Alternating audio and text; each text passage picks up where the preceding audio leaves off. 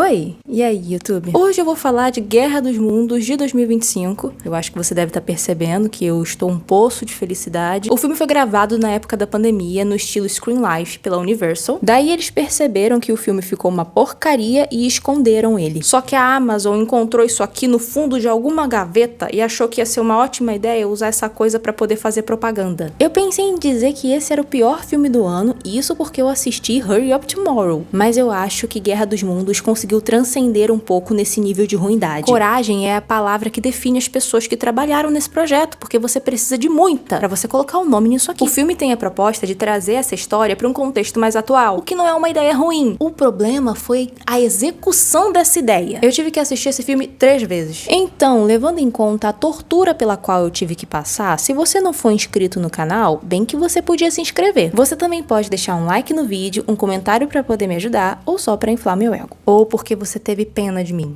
Eu também aceito. O filme começa com o Ice Cube logando na conta dele do sistema de segurança do governo. Ele trabalha monitorando a segurança do país. Ele analisa padrões, sinais de ameaça e tudo isso do escritório dele. Eu acho muito interessante que o governo dos Estados Unidos colocou uma única pessoa para monitorar o país inteiro. Queria eu ter metade dessa produtividade. Ele tá trabalhando tranquilamente até que ele recebe a ligação de uma cientista da NASA e ela comenta com ele que começou a ter algumas tempestades estranhas no país. Você tem noção que nem o filme viu sentido no que aconteceu aqui? O próprio Ice Cube perguntou pra ela por que ela tava ligando pra ele pra falar do tempo. Bom, ele recebe uma ligação do chefe dele e eles começam a conversar sobre um hacker que acabou de abrir uma live no YouTube dizendo que vai divulgar provas contando sobre como o governo está espionando as pessoas. Ele fala que tudo isso é culpa de um tal programa chamado Golias e que esse programa pode acabar com a humanidade. O Ice Cube então começa a tentar rastrear o hacker e ao invés dele se concentrar no trabalho dele, ele decide parar o que tá fazendo pra poder espionar a vida da filha. Pra vocês terem noção o quão perturbado esse homem é, ele colocou uma câmera na geladeira da filha dele só pra saber o que tem lá. E você acha que ele parou por aí? Ele percebeu que o filho dele tinha comprado um jogo. E aí ele decidiu invadir o computador do moleque pra poder desinstalar o jogo. Depois de discutir um pouco com o filho, ele volta a espionar a filha. A menina tá grávida e o namorado dela liga pro sogro pra poder falar do chá de bebê. Só que a filha do Ice Cube não tinha convidado ele pra festa. E ao invés de conversar com a filha e tentar entender o que tá acontecendo, ele acha que o melhor a fazer é invadir o computador da menina e ficar espionando a conversa entre ela e o namorado. Depois desse momento levemente perturbador, o Ice Cube tinha conseguido a localização do hacker e ele consegue também um mandado para poder ser efetuada a prisão dele. Só que quando os agentes do FBI chegam no local, começa a ter uma chuva de meteoros e é assim que o Ice Cube reage.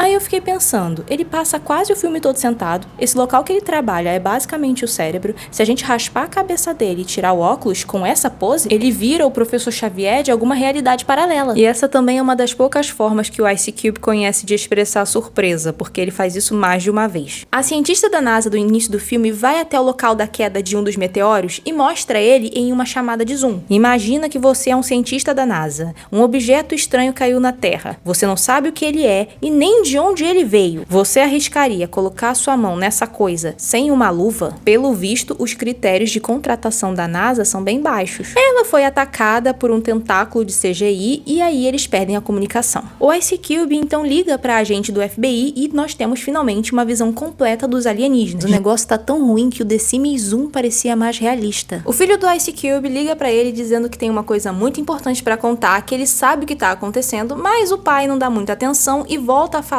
com a agente do FBI que morre. Sinto muito, minhas condolências, mas por causa da reação do Ice Cube, a única coisa que eu consegui fazer foi rir. Sheila! Não. Oh, meu Deus. O Ice Cube começa a fazer um PowerPoint, onde ele coloca informações que ele tá encontrando sobre as criaturas que estão atacando o planeta. E enquanto ele tá fazendo isso, o local em que a filha dele tá é atacado. E poxa, a filha dele, uma mulher grávida, que pode estar gravemente ferida. E é assim que ele reage. Eu tenho a sensação de que o meu gato demonstraria mais emoção do que ele. A filha do Ice Cube realmente tá ferida e ele tenta sair do local de trabalho pra poder ajudar, só que ele não consegue. E aí, a gente tem um momento muito emotivo e filosófico. Não acredito! Você nunca quer sair desse lugar! Agora ele não te deixa sair! Calma. Ai, que lindo, eu não podia me importar menos. Continuando, o Ice Cube hackeia um carro pra poder tirar a filha dele do local. Quanta destruição. Não olha isso não, filha. Olha, moça, eu acho que a senhora tá exagerando um pouco. Olhando aqui pela janela, não tô podendo te dizer que essa é a rua mais bonita que eu já vi na vida. Mas dizer que ela tá destruída é pegar um pouco pesado. E eu acho que em uma invasão alienígena, as ruas estariam um completo caos. Só que, gente, aqui não tem um engarrafamento. E eu também gostaria muito de entender o que passa na cabeça do personagem do Ice Cube. Porque, olha, a filha dele é uma mulher grávida no meio de uma invasão alienígena e ela ainda está com uma hemorragia. E ele achou que esse fosse o momento exato para conversar com ela sobre o fato dele não ter sido convidado pro chá de bebê. Óbvio que eles discutem. E depois a cientista da NASA manda pro Ice Cube uma reportagem contando que os satélites da NASA foram destruídos pelos alienígenas para que assim eles não pudessem receber nenhuma informação sobre a invasão. E eu percebi que nessa realidade as pessoas são muito dedicadas a seus empregos. O Ice Cube, que vigia o país inteiro sozinho, e também tem a equipe da emissora, os jornalistas, cinegrafistas, editores, que ao invés de estarem correndo pelas suas vidas no meio de uma invasão alienígena, estão tudo trabalhando. E bom, o Ice Cube tem lá uma chamada com o presidente e outros membros do Departamento de Defesa, e ele mostra o PowerPoint que ele fez sobre os alienígenas, e o presidente então diz que eles precisam começar essa guerra dos mundos para salvar a humanidade, dando a entender que o mundo tá na merda, se não fizermos alguma coisa, vamos todos morrer. O único problema é que quando eu olho pra esse velho aqui, em um local aberto, mais especificamente um campo de golfe, fumando um charuto, com uma tranquilidade como se nada tivesse acontecendo, eu fico em dúvida se a ameaça é tão grande assim. Enquanto tá acontecendo a guerra dos mundos, o Ice Cube recebe uma ligação do namorado da filha que finalmente chegou aonde ela tava, só que ela tá perdendo muito sangue. Ok, vamos conversar um pouquinho sobre o que aconteceu aqui. Um objeto perfurou a perna da filha do Ice Cube e até onde eu entendi, essa coisa atingiu a artéria femoral. E ela achou que era uma boa ideia retirar esse negócio porque na cabeça dela, se ela tirasse o bagulho, o ferimento ia parar de sangrar. Eu acho que qualquer pessoa com 2 neurônios ia perceber que o que saiu da boca dela não tem nenhum sentido. O básico do Primeiros Socorros diz que nesse tipo de situação você não pode retirar o objeto porque ele meio que serve de tampão pra evitar que, sei lá, você sangre até morrer. E ela é bióloga. Alguém me explica como é que ela não sabe disso? A mulher é reconhecida por uma pesquisa incrível sobre reprogramação do DNA, mas não sabe o básico de anatomia e nem como funciona uma hemorragia. O pior é que se ela morrer, não dá nem pra culpar os alienígenas. Foi ela que se matou. E nesse filme são acontecimentos bizarros um atrás do outro. Então quando o Ice Cube diz pro namorado que ele precisa estancar o sangramento, ele decide usar o quê? Fita adesiva. Mas acredite se quiser, o que me surpreendeu não foi a escolha dele de usar a fita adesiva, mas sim a reação que ele teve. Pode confiar. Eu sou fera. A namorada grávida dele tá correndo o risco de morrer por conta da hemorragia e a reação que ele tem é chegar pro sogro e dizer algo como relaxa que eu sou foda. Nesse momento que oficialmente eu comecei a torcer pros alienígenas, porque se esse é o tipo de pessoa que existe nesse mundo, talvez a extinção não seja uma coisa tão ruim. A cientista da NASA liga pro Ice Cube novamente e ela mostra pra ele alguns insetinhos alienígenas que ela pegou. Eu nem preciso falar da aparência disso aqui, vocês estão vendo. A cientista diz que essas criaturas se alimentam de dados e é por isso que as informações pessoais em bancos e redes sociais estão sendo deletadas. E aí a gente tem uma cena que deveria ser emocionante, que é quando o Ice Cube vê a conta de Facebook da esposa dele, que morreu alguns anos atrás, sendo excluída. Eles foram casados por anos, tiveram 2 filhos, deviam estar juntos na época do Orkut e nunca revelaram uma foto. O Facebook surgiu e eles fizeram o quê? Queimaram o álbum de casamento? Bom, os sites estavam sendo deletados, só que por alguma razão o YouTube, onde estava acontecendo a live daquele hacker do início do filme, ainda estava funcionando. E assistindo a live, o Ice Cube começa a notar que ele conhece aquela voz de algum lugar. Ele retira o efeito da voz e olha só que surpresa, o hacker é o filho dele. Eles estão caçando esse hacker há um tempo e nunca passou pela cabeça dele fazer isso antes. Mas bem, o Ice Cube não fica muito contente com a descoberta e eles discutem um pouco, mas depois o menino manda pra ele um arquivo. E a gente descobre que o governo já sabia dos alienígenas porque eles já tinham aparecido na Terra antes. Só que agora, com essa coleta de dados em massa, por conta desse novo programa criado pelo governo,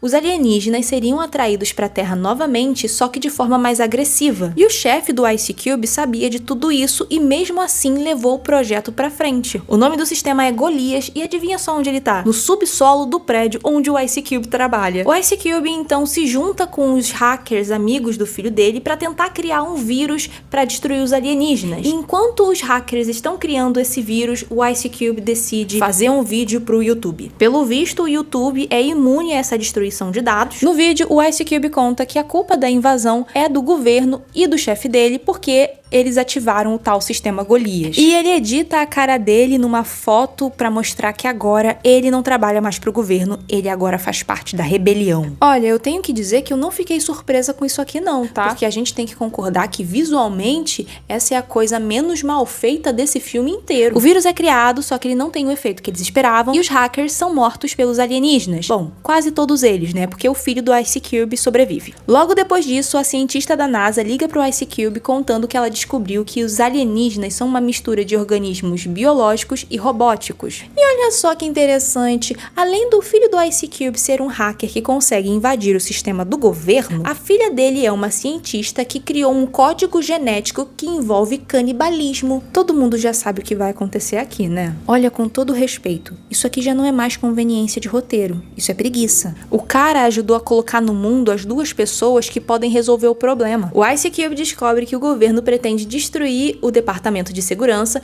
e no processo eles vão acabar destruindo a capital. Só que o filho dele já tinha criado o código e o Ice Cube ia ter que inserir esse código manualmente. O problema é que ele não tem um pendrive. E aqui a Amazon aproveita para fazer uma propaganda. Não me entenda mal, tem propaganda da Amazon o filme inteiro, mas aqui foi um pouco exagerado. Eles decidem usar o drone de entrega da Amazon para poder levar o pendrive até o Ice Cube e para poder ativar o drone, ele faz um pedido no site. Os sistemas bancários foram destruídos, as redes sociais desapareceram, os programas do governo não estão respondendo, mas o YouTube e a Amazon funcionam, que é uma maravilha. E como eu disse antes, o Ice Cube precisou fazer uma compra na Amazon para poder ativar o drone. E eu fiquei me perguntando, como é que a Amazon registrou esse pagamento? O próprio filme deixou claro que os dados pessoais das contas de banco foram deletadas e que o sistema bancário caiu. Não tem como confirmar que você sequer tem uma conta naquele banco, quem dirá fazer um pagamento? Ai, quer saber? Foda-se a lógica, feliz é o ignorante. Continuando, o drone cai e eles mandam mensagem pro celular de um morador de rua pra pedir ajuda. Eles falam que se ele ajudar ele vai ter internet de graça por 1 ano.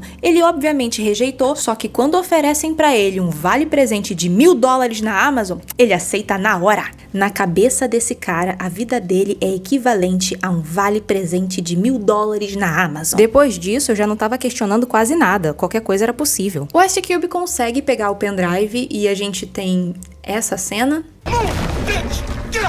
E o código funciona, os alienígenas morrem e o governo cancela a destruição de Washington. Só que no processo, aparentemente, o Ice Cube foi morto. A gente sabe que ele tá vivo, mas vamos fingir. E no dia seguinte, os filhos dele recebem um e-mail que ele programou para ser enviado. No e-mail, ele fala que é muito difícil ser pai e que tudo que ele queria era proteger os filhos. E no final do e-mail, ele coloca fotos que ele tirou deles através da câmera do computador, do celular ou de câmeras de segurança, como um bom stalker faria. E na cena seguinte, que surpresa, ele está vivo. Ele tá conversando com o secretário de defesa que tá oferecendo pra ele um trabalho, só que ele rejeita. Ele fala que agora não vai mais vigiar as pessoas comuns, ele vai vigiar o governo. E eu achei essa uma atitude imensamente burra. Olha, eu não acho que os Estados Unidos lidem muito bem com uma coisinha que eles costumam chamar de espionagem interna. Eu não dou uma semana pra esse cara aparecer morto por circunstâncias suspeitas. Depois disso, temos uma foto do chá de bebê da filha dele, que é visivelmente uma montagem, e então o filme acaba. Esse filme tem 1h30, mas ele te coloca em um paradoxo temporal tão bizarro que parece que o tempo não tá passando. Você vai ver quanto de filme você já assistiu e você percebe que foram só 15 minutos. Só que você sente que tá ali há 80 anos. O filme tem atuações ruins, um péssimo uso do recurso Screen Life, um CGI horroroso que não se justifica nem mesmo se eles estivessem usando internet de escada. Isso sem falar que o filme parece muito mais uma propaganda. Gente, tem uma cena em que eles ensinam como você faz uma compra na Amazon. O filme tem 4% de aprovação no Rotten Tomato e eu ainda acho que é muita coisa. Eu tenho que admitir que esse filme é uma experiência única, óbvio que não é uma experiência positiva, mas com certeza não é uma coisa que se vê todo dia. E eu espero que continue assim. Mas bem, esse foi o vídeo. Valeu por assistir até aqui. A gente se vê na próxima e tchau!